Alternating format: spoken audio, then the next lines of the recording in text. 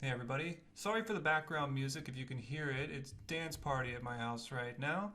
So here's the problem. We are trying to upgrade Pip. This is a very common task. What normal people do is they go pip 3 install -- upgrade Pip, right?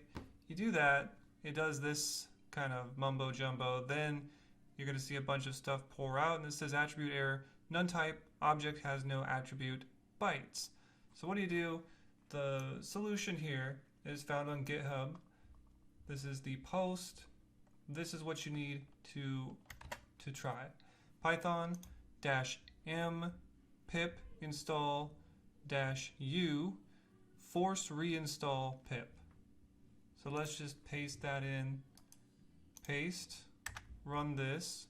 Notice I am in my virtual environment. So I'm on 19.21. It was upgraded. So if we say pip list, we have the latest version of pip.